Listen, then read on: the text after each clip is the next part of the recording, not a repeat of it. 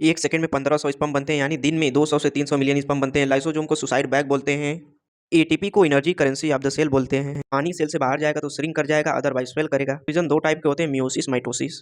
Animals में vacuoles छोटा होता है, प्लांट्स में बड़ा होता है, क्योंकि उसका साइज वेरी करता है एनिमल सेल प्लांट सेल में।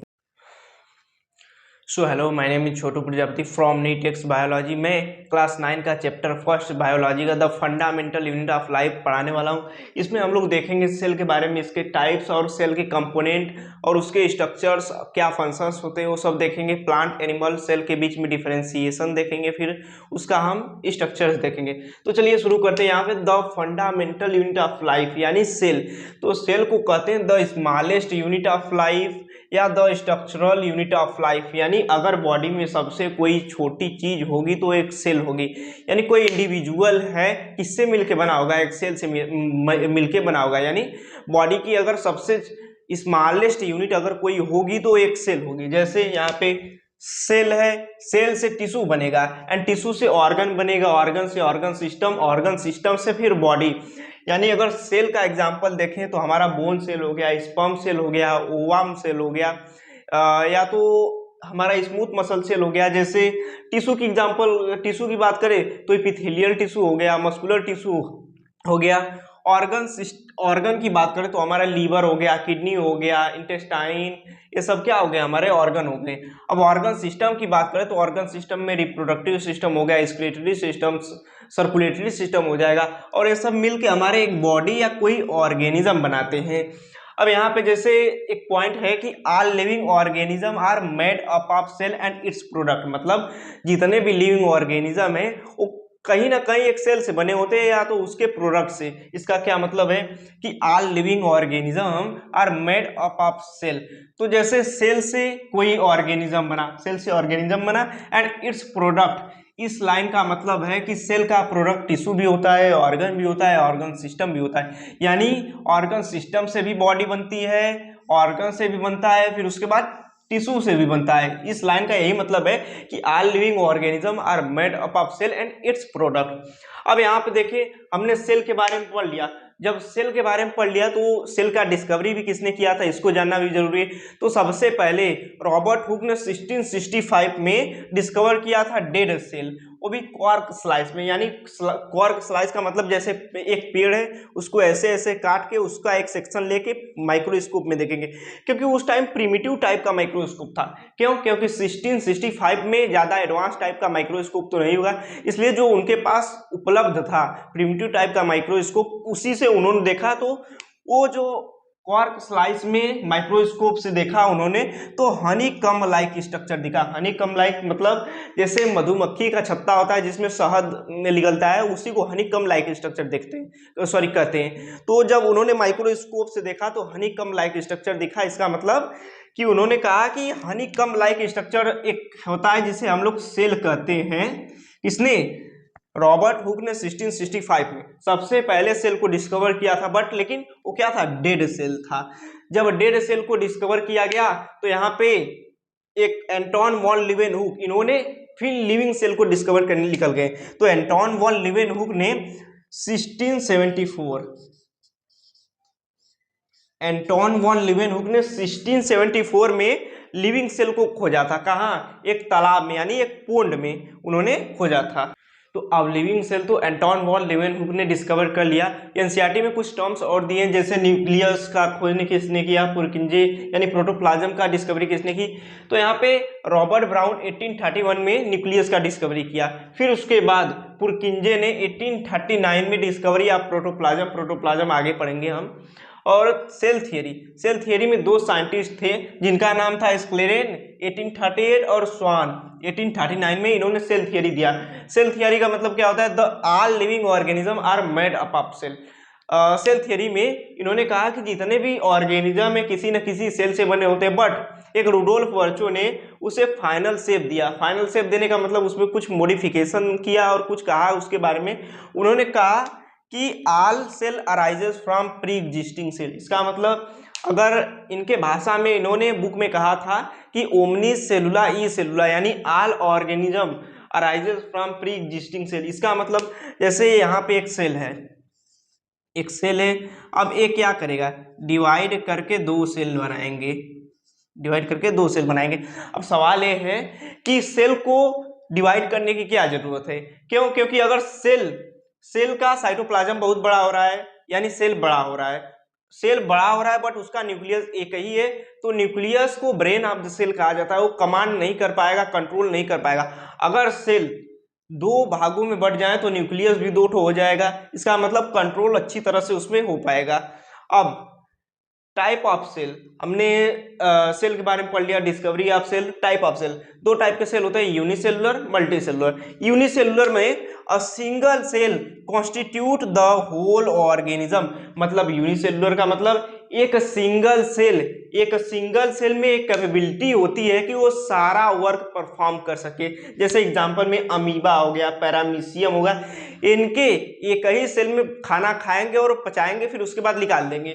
अब यहाँ पे दूसरा का है मल्टीसेलुलर मतलब multiple cell are group together to perform different function, मतलब मल्टीसेलुलर में एक ही बॉडी में अलग अलग सेल होंगे जो अलग अलग वर्क को परफॉर्म करेंगे। एग्जाम्पल में हम जैसे ह्यूमन हो गए, एनिमल्स हो गए, मेमल्स हो गए, यहाँ पे ह्यूमन एग्जाम्पल में लिख लेते हैं ह्यूमन, यानी मल्टी सेलुलरिटी की वजह से डिवीजन ऑफ लेबर डिफरेंशिएट हो जाता है। डिवीजन ऑफ लेबर मतलब हर एक अपने सेल का या अपने टिश्यू का अलग अलग काम होता है यहाँ पे। तो एक बार रॉबर्ट ब्राउन 1831 में discovery of nucleus and Purkinje ने 1839 में discovery of protoplasm, cell theory Schleiden 1838, Schwann 1839 में दिया था। उन्होंने कहा था all organism are made up of cell. फिर उसके बाद रुडोल्फ वर्चो 1855 में final shape of cell theory दी। फिर उसके बाद इन्होंने कहा cell arises from pre existing cell. फिर उसके बाद टाइप ऑफ सेल दो टाइप के होते हैं, यूनिसेलुलर मल्टीसेलुलर। यूनिसेलुलर में a single cell constitute the whole organism, example में अमीबा, पैरामीशियम। मल्टीसेलुलर में multiple cells are group together to perform different function.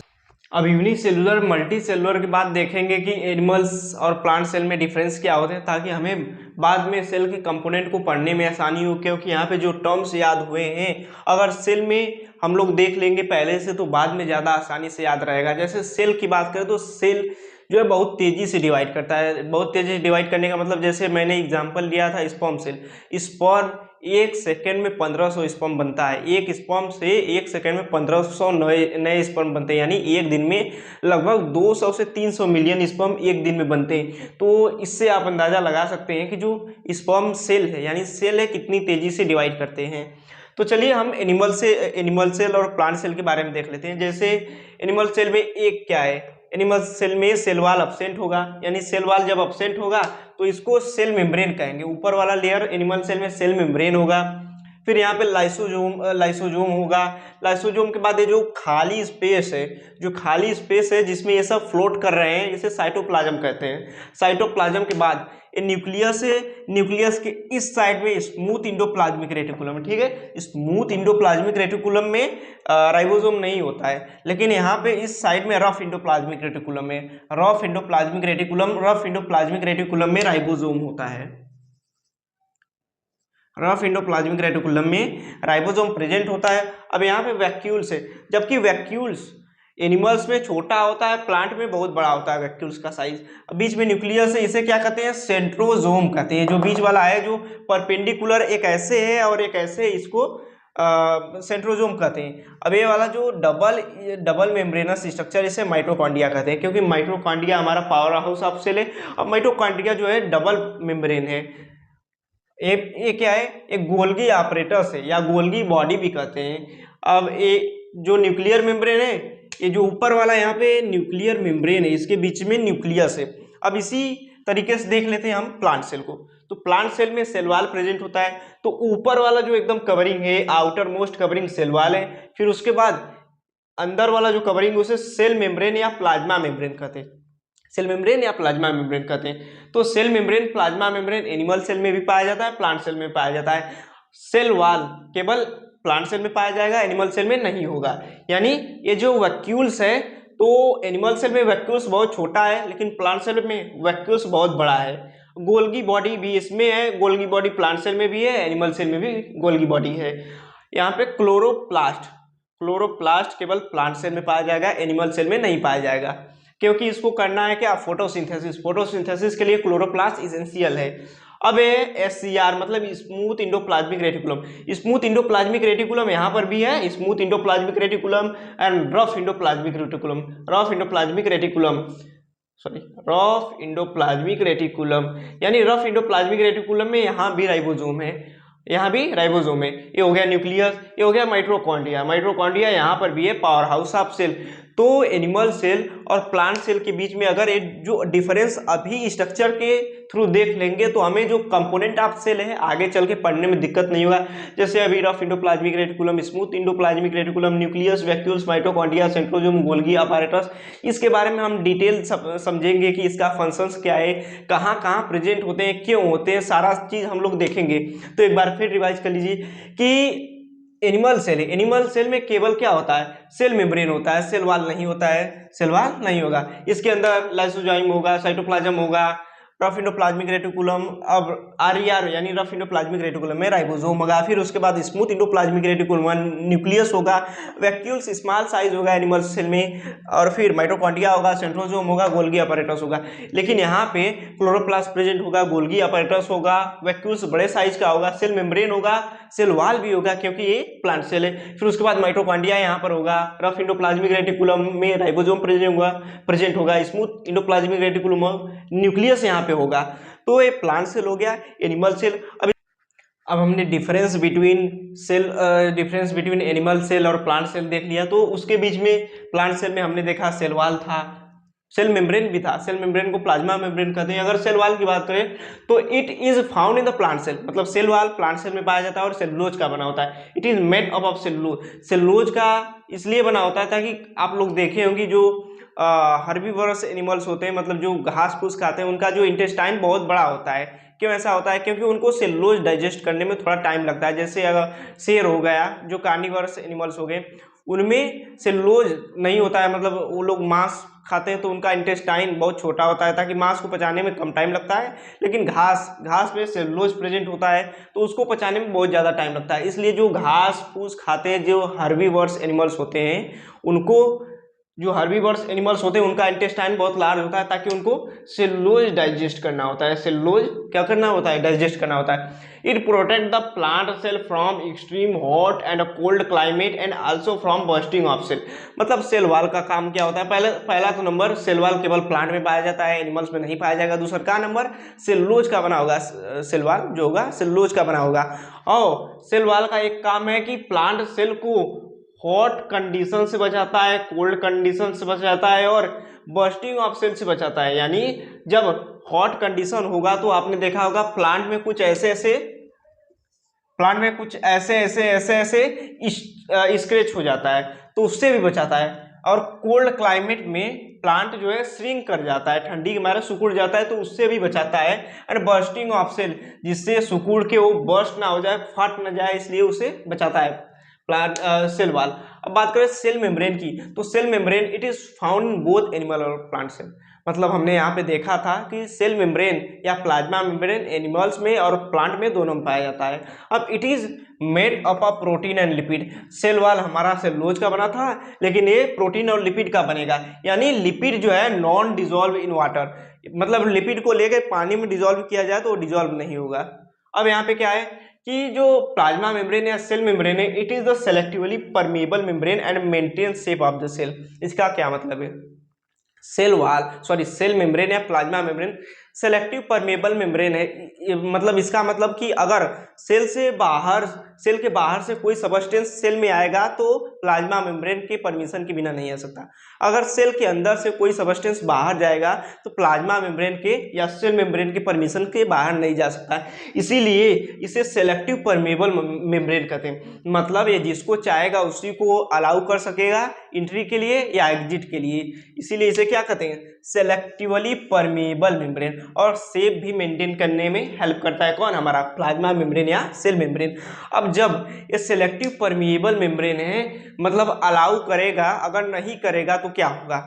तो दो कंडीशन है, एक डिफ्यूजन होगा एक ऑस्मोसिस होगा। डिफ्यूजन में क्या होता है, the spontaneous movement of gas substance from a region of high concentration to region of low concentration, यानी गैस कहाँ से high concentration to low concentration move करेगा तो उसे क्या कहेंगे, डिफ्यूजन कहेंगे। जैसे मान लीजिए ये सेल है, ये सेल है, इसके अंदर ऑक्सीजन कम है और बाहर ऑक्सीजन ज्यादा है, तो high concentration to low concentration होगा, यानी बाहर ज्यादा ऑक्सीजन है तो बाहर से अंदर जाएगा। यहाँ पे लिखा है ना high concentration to low concentration, इसका मतलब हाई बाहर हाई है तो बाहर से अंदर जाएगा। अब यहाँ पे क्या है, कार्बन डाई अंदर ज्यादा है, सेल के अंदर कार्बन डाई ऑक्साइड ज्यादा है। अब यहाँ पे बाहर सेल के बाहर कार्बन डाइऑक्साइड कम है, तो अंदर से कार्बन डाइऑक्साइड अंदर से बाहर जाएगा। इसका मतलब यही होता है कि diffusion the spontaneous movement of gas, यानी gas molecule high concentration to low concentration जाएगा तो उसे डिफ्यूजन कहेंगे। और डिफ्यूजन के थ्रू सेलेक्टिव परमेबल मेम्ब्रेन को क्रॉस करता है। और ऑस्मोसिस, ऑस्मोसिस मतलब ये तो पहला वाला हमारा डिफ्यूजन था, सेकंड ऑस्मोसिस। डिफ्यूजन में गैस का ट्रांसपोर्ट हो रहा था, ऑस्मोसिस में वाटर का ट्रांसपोर्ट होगा, मतलब movement of water molecule through selective permeable membrane. Movement of water is always high concentration to low concentration, यानी गैस के केस में भी हम देखते थे moment of gas from high concentration to low concentration, उसी तरह मोमेंट ऑफ वाटर का भी high concentration to low concentration होगा। जैसे अगर बात करें ऑस्मोसिस में, तो ऑस्मोसिस में भी तीन टर्म होंगे, ऑस्मोसिस में भी तीन टर्म होंगे, hypotonic solution, hypertonic solution, isotonic solution. यानी हाइपोटोनिक सोल्यूशन में अगर मान लेते हैं सेल है, ये क्या है, ये सेल है और ये बाहर का सराउंडिंग, मतलब सराउंडिंग है, सेल का अराउंडिंग कंडीशन है। तो सेल में वाटर की क्वांटिटी लो है और बाहर ज्यादा वाटर की क्वांटिटी है, मतलब सेल के अंदर पानी कम है, सेल के बाहर ज्यादा है, तो water will go to the cell. यानी जब हम जानते हैं कि water high concentration to low concentration जाएगा, यानी सेल के अंदर कंसंट्रेशन कम है यानी कंसंट्रेशन लो है और बाहर ज़्यादा है, तो बाहर से सेल के अंदर पानी जाएगा। जब बाहर से सेल के अंदर पानी जाएगा तो सेल क्या कर जाएगा, स्वेल कर जाएगा, यानी सेल फूल जाएगा। इसका बेस्ट एग्जाम्पल है किशमिश। हम लोग रात को भिगो कर छोड़ देते थे, उसको छोड़ देते तो उसमें पानी घुस जाता है, यानी बाहर से पानी अंदर चला गया और वो किशमिश फूल जाएगा। तो किसका एग्जाम्पल है, हमारा हाइपोटोनिक सोल्यूशन का, क्योंकि high concentration to low concentration किशमिश के अंदर जो है कंसंट्रेशन कम था वाटर का और बाहर कंसंट्रेशन ज़्यादा था, तो किशमिश इसीलिए फूल जाएगा। अब यहाँ पे हाइपरटोनिक सोल्यूशन, यानी हाइपरटोनिक सोल्यूशन सेल में क्या होता है, water come out from the cell, मतलब सेल से पानी बाहर आ जाएगा। यानी अगर बात करें जैसे बाहर इसका लो वाटर है और अंदर हाई वाटर है, मतलब सेल के अंदर पानी ज़्यादा है, सेल के बाहर पानी कम है, तो हाई से लो आएगा, मतलब सेल के अंदर से पानी बाहर आ जाएगा। इसका मतलब क्या कर जाएगा, श्रिंक कर जाएगा, सिकुड़ जाएगा। जैसे एक ग्रेप्स या अंगूर को एक दिन घाम में छोड़ देंगे, धूप में छोड़ देंगे तो क्या कर जाएगा, सिकुड़ जाएगा, क्योंकि अंदर का पानी बाहर एब्जॉर्ब हो गया है, बाहर सूख गया है, तो क्या कर जाएगा, श्रिंक कर जाएगा। श्रिंक मतलब सिकुड़ना और स्वेल मतलब फूलना। अगर हाइपोटोनिक सोल्यूशन के केस में देखें तो सेल क्या कर जाएगा, स्वेल कर जाएगा, लेकिन हाइपरटोनिक सोल्यूशन के केस में देखेंगे तो सेल हमारा श्रिंक कर जाएगा। अब यहाँ पे एक टर्म है आइसोटोनिक। आइसोटोनिक मतलब ना तो सेल स्वेल करेगा ना ही श्रिंक करेगा, मतलब concentration of water and cell both are same, मतलब वाटर का सेल का कंसंट्रेशन दोनों का हो जाएगा, ना तो सेल के बाहर पानी आएगा ना तो सेल में पानी जाएगा। सेल नाइदर स्वेल और नॉट श्रिंक, सेल ना ही फूलेगा ना ही पचकेगा, क्योंकि पानी अंदर बाहर इस केस में हो ही नहीं रहा है। सेल वॉल देख लिया, प्लाज्मा मेम्ब्रेन या सेल मेम्ब्रेन देख लिया, आप देखेंगे न्यूक्लियस। न्यूक्लियस को ब्रेन ऑफ द सेल कहते हैं, मतलब न्यूक्लियस को ब्रेन ऑफ द सेल इसलिए कहते हैं क्योंकि न्यूक्लियस में होता है जेनेटिक मटेरियल। जेनेटिक मटेरियल इसका मतलब डीएनए जो हमारे पेरेंट्स से हमारे अंदर आता है ताकि हमारे जीन को कंट्रोल कर सके, हमारे कैरेक्टर को कंट्रोल कर सके, यानी आँख का कलर क्या होगा, हेयर कलर क्या होगा, स्किन कलर क्या होगा, हाइट क्या होगी इवन हमारी, वो सब कौन कंट्रोल करता है, हमारा डीएनए। जो डीएनए कहाँ प्रेजेंट होता है, न्यूक्लियस में डीएनए प्रेजेंट होता है। ब्रेन ऑफ द सेल कहते हैं, present in the centre of cell, nucleus cell के सेंटर में प्रेजेंट होता है। Nucleus transfer genetic material DNA, मतलब जो हमारे पेरेंट्स से हमारे अंदर जीन आता है, डीएनए आता है, वो न्यूक्लियस में होता है, प्रेजेंट होता है। And control metabolic activities and contain DNA, और न्यूक्लियस मेटाबॉलिक एक्टिविटी कंट्रोल करता है और सारा इंफॉर्मेशन न्यूक्लियस के अंदर होता है कि ये पेरेंट का जो गैमेट्स है, पेरेंट का जो डीएनए है, बच्चों को कैसे अप्लाई कर सकता है, बच्चों को कैसे फॉर्म करता है। नहीं तो अगर डीएनए नहीं होता तो हमें हमारे बॉडी को कैसे पता होगा कि नहीं हाथ यहीं पर से आएगा, पैर यहाँ से आएगा, सिर यहाँ पे होगा, कान इसी जगह होगा। कान तो आगे भी हो सकता था, लेकिन डीएनए के पास इंफॉर्मेशन है कि कान यहीं होगा, नाक यहीं होगा, आँख यहीं होगा। तो ये सब सारा इंफॉर्मेशन डीएनए जीन के फॉर्म में कंटेंट किया रहता है। अब इसमें भी दो टाइप के होंगे, प्रोकार्योटिक सेल, यूकार्योटिक सेल। देखिए यहाँ पे यूकार्योटिक और प्रोकार्योटिक एनसीईआरटी में कुछ नंबर्स में दिया है, माइक्रो जैसे कुछ यूएमएम मतलब माइक्रोमीटर में दिया है, तो मुझे अभी नहीं यहाँ पे लिख पाए हैं क्योंकि, तो चलिए इसी को देख लेते हैं। Prokaryotic cell very small in size, जो प्रोकार्योटिक सेल होता है बहुत छोटा साइज में होता है। Nuclear membrane is absent, nucleus membrane is absent, prokaryotic cell में न्यूक्लियस मेम्ब्रेन एब्सेंट होता है एंड न्यूक्लियोलस एब्सेंट होता है। न्यूक्लियोलस क्या होता है, मान लीजिए ये न्यूक्लियस है, ये न्यूक्लियस है, ये पूरा सेल है, ये न्यूक्लियस है, तो इसके अंदर क्या है, न्यूक्लियोलस है, न्यूक्लियोलस। न्यूक्लियोलस में क्रोमेटिन होता है, क्रोमोजोम, क्रोमोजोम होता है, इसी को डीएनए कहते हैं। यानी ये सेल हो गया हमारा, सेल के अंदर न्यूक्लियस हो गया, और न्यूक्लियस के अंदर ये जो डार्क पार्ट है इसको न्यूक्लियोलस कहते हैं। इसमें क्रोमोजोम प्रेजेंट होता है, क्रोमोजोम को डीएनए कहते हैं, जो हमारा जेनेटिक मटेरियल कंटेन करता है। तो very small in size prokaryotic, nucleus membrane absent होता है, न्यूक्लियोलस भी यहाँ पे एब्सेंट होगा। जब न्यूक्लियोलस एब्सेंट होगा तो membrane bound cell organelle present होगा, प्रेजेंट नहीं एब्सेंट होगा यहाँ पे ना, हाँ एब्सेंट, यानी मेम्ब्रेन बाउंड सेल ऑर्गेनेल यहाँ पे एब्सेंट होगा। लेकिन यूकार्योटिक की बात करें तो प्रोकार्योटिक के कंपेयर लार्ज साइज में होता है, large in size, nucleus membrane present होता है यहाँ पे, फिर उसके बाद न्यूक्लियोलस भी प्रेजेंट होगा। यहाँ पे यूकार्योटिक में ए वाला न्यूक्लियोलस प्रेजेंट होगा, फिर मेम्ब्रेन बाउंड सेल ऑर्गेनेल यहाँ पे प्रेजेंट होगा, जबकि प्रोकार्योटिक में एब्सेंट होगा। तो prokaryotic, eukaryotic, prokaryotic very large in size, nuclear membrane absent, nucleolus absent, membrane bound cell organelle absent. लेकिन यूकार्योटिक की बात करें तो large in size, nucleus membrane is present, nucleolus present, membrane bound cell organelle इसमें present होता है। Nucleus के बाद साइटोप्लाज्म देखेंगे। साइटोप्लाज्म हमने देखा था कि एक सेल है, यहाँ पे एक सेल है, बीच में ये जो स्पेस है इसे साइटोप्लाज्म कहते हैं, साइटोप्लाज्म कहते हैं। यहाँ पे न्यूक्लियस हो गया, यहाँ पे हमारा माइटोकॉन्ड्रिया हो गया, यहाँ पे गोल्गी बॉडी हो गया, एससीआर हो गया, आरईआर हो गया। अब बीच में जो स्पेस पूरा है साइटोप्लाज्म है, जिसमें सारे ऑर्गेनेल फ्लोट कर रहे हैं। तो यही इसका एग्जांपल है, the liquid part in which other organelle float, मतलब ये लिक्विड पार्ट है, ये जो है लिक्विड पार्ट है जिसमें और सारे ऑर्गेनेल फ्लोट कर रहे हैं, जैसे न्यूक्लियस हो गया, माइटोकॉन्ड्रिया हो गया, एससीआर, आरईआर हो गया, गोल्गी बॉडी हो गया, सब क्या कर रहे हैं, फ्लोट कर रहे हैं। And mainly compose of water, salt, protein. और साइटोप्लाज्म किसका बना होता है, वाटर का, साल्ट का और कुछ प्रोटीन का। अब इसी में आता है इंडोसाइटोसिस। इंडोसाइटोसिस यानी इनगल्फ फूड एंड डिस्ट्रॉय, मतलब इनगल्फ और डिस्ट्रॉय करने का मतलब किसी चीज को खाकर पचा जाना, इसी को क्या कहते हैं, हम इंडोसाइटोसिस कहते हैं। अब सेकेंड, साइटोप्लाज्म के बाद हमारा इंडोप्लाज्मिक रेटिकुलम, जिसे आरई भी कहते हैं, जिसे क्या कहते हैं, आरई भी कहते हैं।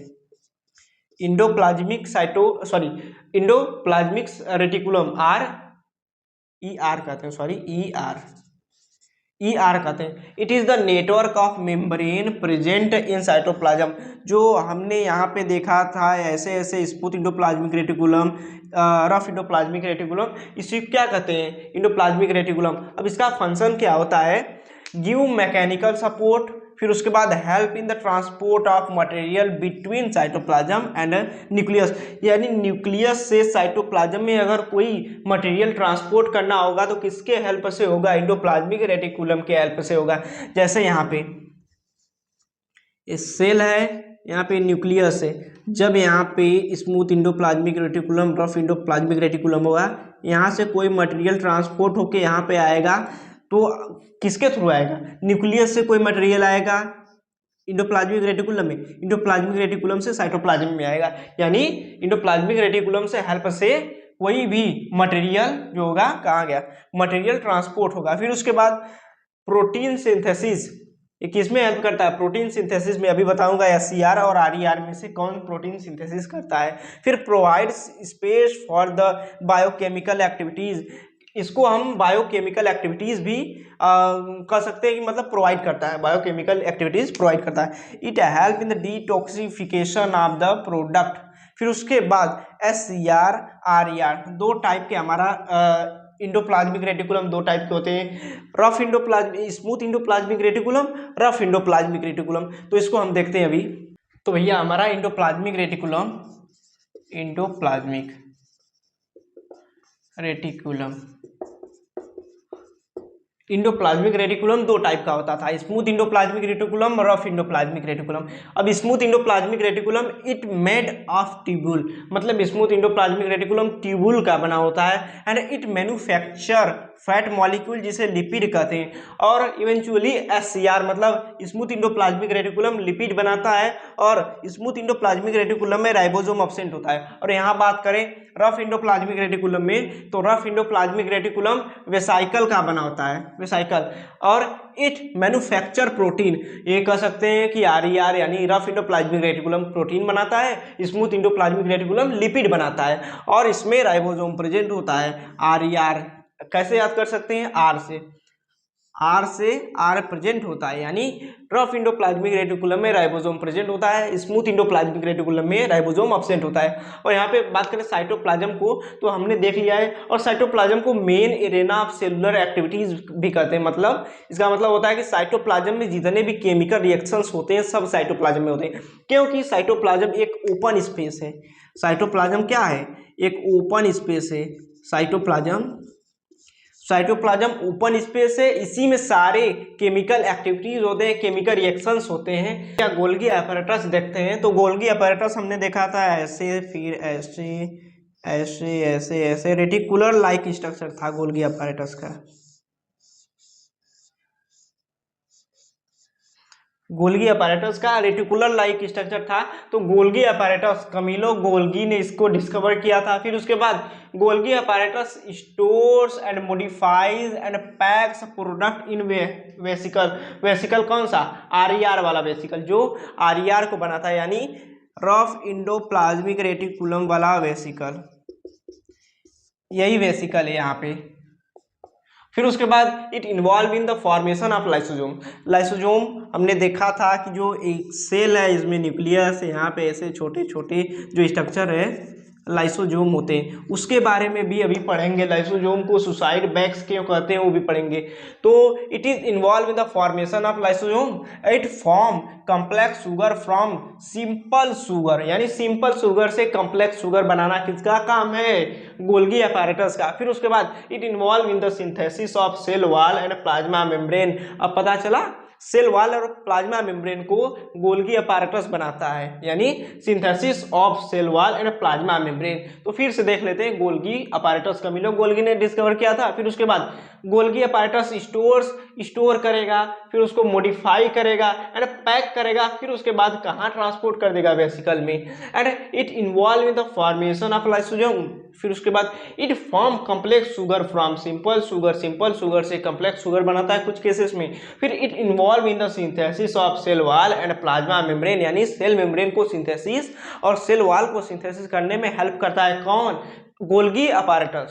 लाइसोसोम क्या होता है, these are the tea like granules containing digestive enzyme, these are bounded by a single membrane। एक सिंगल मेम्ब्रेन होता है जो डाइजेस्टिव एंजाइम कंटेन करता है। इसका फंक्शंस क्या होता है, main role maintain digestion, digestion enzyme इसमें प्रेजेंट है तो डाइजेशन को ही मेंटेन करेगा। फिर उसके बाद they are kinds of waste disposal, एक तरीके का है वेस्ट डिस्पोजल। फिर उसके बाद help in the digestion of foreign and cell material, जो सेल के अंदर मटेरियल होगा, वेस्ट मटेरियल होगा, उसको डाइजेस्ट करने में हेल्प करेगा। कौन?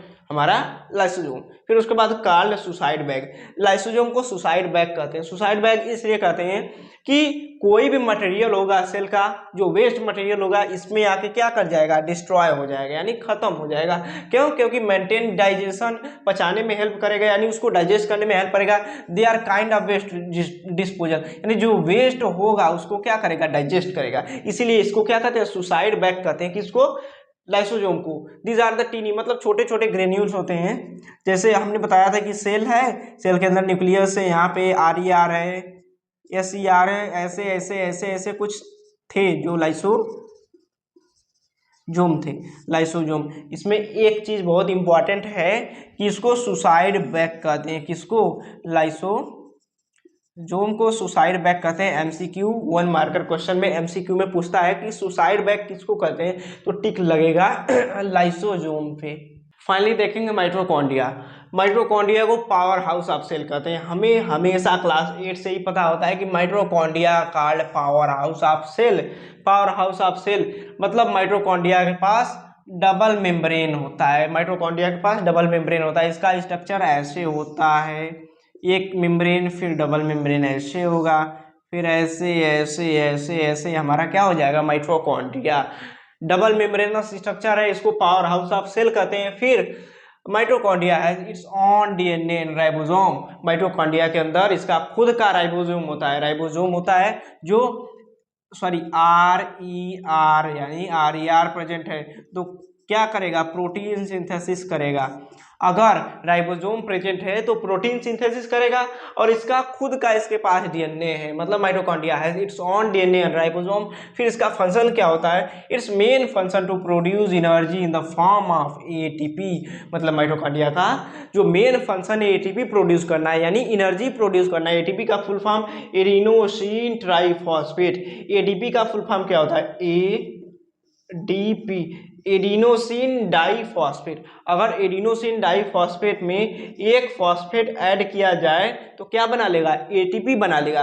ATP को energy currency of the cell कहते हैं। ATP को energy currency of the cell कहते हैं। 1 मार्कर क्वेश्चन में अधिक ये पूछता है कि ATP को क्या कहते हैं? Energy currency of the cell कहते हैं। फिर उसके बाद they provide intermediate further synthesis of various chemicals like fatty acid, steroid, amino acid। यानी जो माइटोकॉन्ड्रिया है पावर हाउस ऑफ सेल कहते हैं, डबल मेम्ब्रेन होता है, इसके पास इसका खुद का DNA राइबोसोम प्रेजेंट होता है, एनर्जी प्रोड्यूस करता है इन द फॉर्म ऑफ ATP।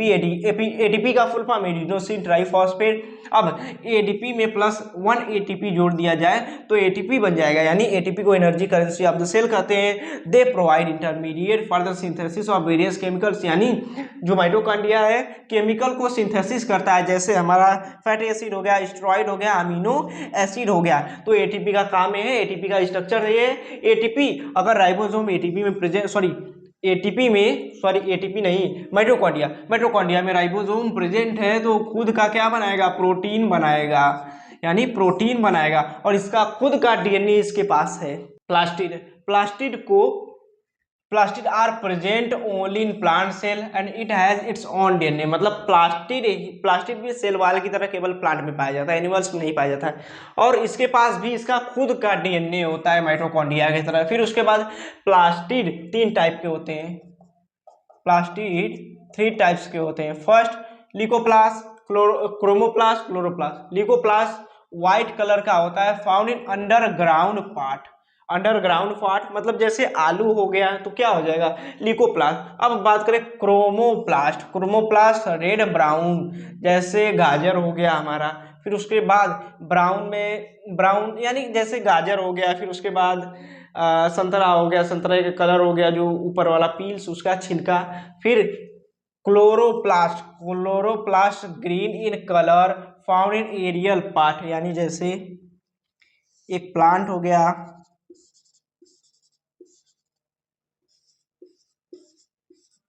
ये क्या हो गया? Aerial part. ये क्या हो गया? इंटरमीडिएट पार्ट हो गया। ये क्या हो गया? ये हमारा अंडरग्राउंड पार्ट हो गया, अंडरग्राउंड पार्ट, यानी जो क्लोरोप्लास्ट होता है ग्रीन कलर का होता है और एरियल पार्ट ऊपर ऊपर पाया जाता है। क्यों? क्योंकि फोटोसिंथेसिस कर सके, ऊपर पत्ती में होता है ताकि फोटोसिंथेसिस कर सके। अब फंक्शन क्या है? क्लोरोप्लास्ट एंड क्रोमोप्लास्ट किसमें हेल्प करते हैं? फोटोसिंथेसिस में। इनका जो पिगमेंटेड कलर होता है ग्रीन, ऑरेंज या ब्राउन, ये स्पेशली फोटोसिंथेसिस में हेल्प करते हैं। अगर बात करें ल्यूकोप्लास्ट फैट, ऑयल, स्टेरॉइड को स्टोरेज में हेल्प करता है। जैसे ल्यूकोप्लास्ट आलू हो गया, आलू अंडरग्राउंड पार्ट होता है, वो क्या करता है? स्टोरेज में हेल्प करता है। किस चीज़ के? अगर बात करें तो आलू जो है फैट स्टोरेज में हेल्प करेगा। किसमें हेल्प करेगा? फैट स्टोरेज में। आलू, पोटैटो जो है फैट स्टोरेज में हेल्प करेगा, अंडरग्राउंड पार्ट है। और क्या है? ल्यूकोप्लास्ट है, यानी प्लास्टिड 3 टाइप के होते हैं। प्लास्टिड जो होते हैं केवल प्लांट में पाए जाते हैं, इसका खुद का डीएनए होता है। और प्लास्टिड 3 टाइप के होते हैं, leucoplast, chloroplast, chromoplast. Leucoplast colourless होता है, सॉरी व्हाइट कलर का होता है, अंडरग्राउंड पार्ट होता है जैसे आलू हो गया, फैट स्टोरेज में, ऑयल स्टोरेज में हेल्प करता है। क्रोमोप्लास्ट फोटोसिंथेसिस में हेल्प करता है जैसे रेड कलर हो गया। क्लोरोप्लास्ट ग्रीन कलर होता है, ये भी फोटोसिंथेसिस में हेल्प करता है। एरियल पार्ट में प्रेजेंट होता है, यानी ऊपर के पार्ट में प्रेजेंट होता है ताकि फोटोसिंथेसिस बहुत आसानी से हो सके। Vacuoles, these are the membrane bound region in the cytoplasm containing water, amino acid, sugar and some protein। मतलब वैक्यूल्स क्या है? वैक्यूल्स मेम्ब्रेन बाउंड स्ट्रक्चर्स है जो साइटोप्लाज्म में प्रेजेंट होता है। जो इसमें, इसके अंदर क्या होता है? इसके अंदर अब पढ़ते हैं वैक्यूल्स के बारे में। तो vacuoles, these are the membrane bound region in the cytoplasm containing water, amino acid, sugar and some protein. मतलब वैक्यूल्स मेम्ब्रेन बाउंड स्ट्रक्चर होता है, साइटोप्लाज्म में प्रेजेंट होगा और क्या कंटेन करेगा? Water, amino acid, sugar and some protein contain करेगा। फिर उसके बाद vacuoles are small size in animal cell and while the large in the plant cell.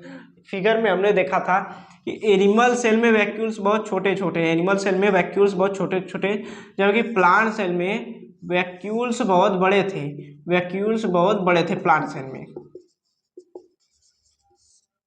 Plant में वैक्यूल्स बहुत बड़े होंगे, एनिमल्स में छोटे साइज के होंगे। फंक्शंस क्या होता है? स्टोरेज ऑफ मटेरियल, वैक्यूल्स का मटेरियल के स्टोरेज में हेल्प करता है वैक्यूल्स। फिर उसके बाद important role in the expelling excess water. Cell में बहुत ज़्यादा पानी भर जाएगा तो वैक्यूल्स उसे धक्का मार के बाहर निकाल देगा।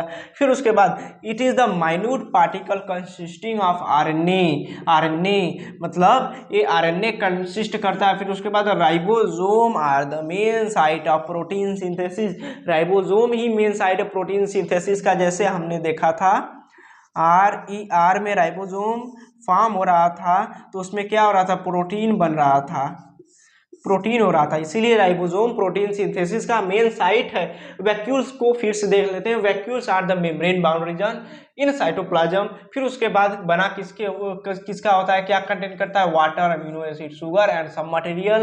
वेरी स्मॉल साइज किसमें होता है? एनिमल सेल में। एंड लार्ज साइज होता है हमारे प्लांट सेल में। मटेरियल को स्टोरेज में हेल्प करता है, एक्सेस वाटर को बाहर निकाल देता है, इसमें आरएनए होता है। और राइबोसोम क्या होगा?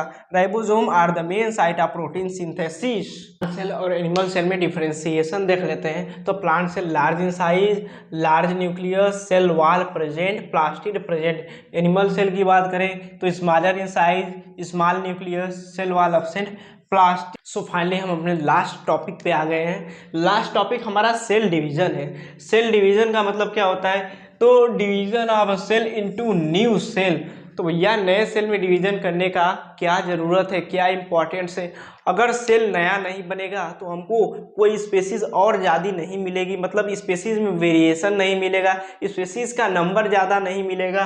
तो growth of the organism replace old dead injured cell. And for gamete formation.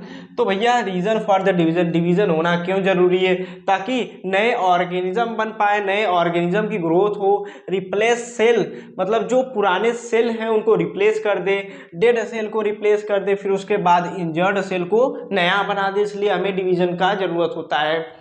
तो डिवीजन बहुत फास्ट होता है, जैसे हमने बताया कि स्पर्म 1 सेकेंड में 1500 स्पर्म बनाता है, यानी दिन भर में 200 से 300 मिलियन स्पर्म बनाता है। अब फॉर गैमेट फॉर्मेशन, अगर बात करें गैमेट फॉर्मेशन का, तो दो टाइप का सेल डिवीजन होता है, माइटोसिस, मियोसिस। जो माइटोसिस होता है सोमैटिक सेल होता है, ग्रोथ एंड रिपेयर में हेल्प करता है। यानी mitosis somatic cell, somatic cell मतलब कहीं चोट लग गया, कहीं इंजर्ड हो गया, खून ब्लीडिंग होने लगा, फिर उसके बाद 1 हफ्ते 10 दिन में हमारा वहाँ का सेल रिपेयर हो जाता है, वहाँ का जो चोट लगा था वो सही हो जाएगा। तो किसके वजह से? माइटोसिस के वजह से। माइटोसिस सोमैटिक सेल डिवीजन करता है। सोमैटिक सेल डिवीजन ग्रोथ में हेल्प करेगा and repair of the cell में हेल्प करेगा। लेकिन बात करें दूसरा का, मियोसिस। मियोसिस जर्म सेल है। मियोसिस जर्म सेल या तो स्पर्म में होगा या तो ओवम में, यानी स्पर्म या ओवम के ग्रोथ को हेल्प करेगा।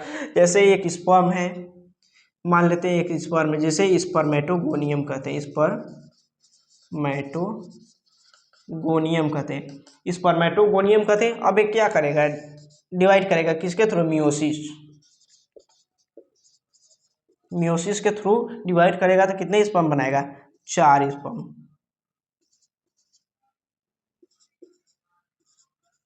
4 स्पर्म, मतलब जो स्पर्मेटोगोनियम है मियोसिस करके 4 स्पर्म बनाएगा। कितने स्पर्म बनाएगा? 4 स्पर्म।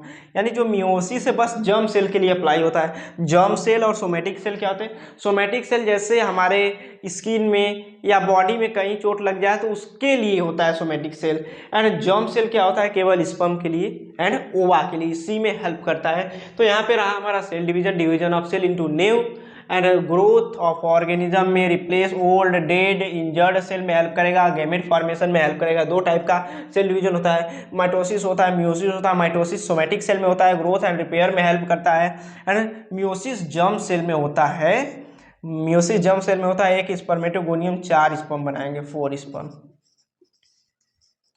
4 मिसो।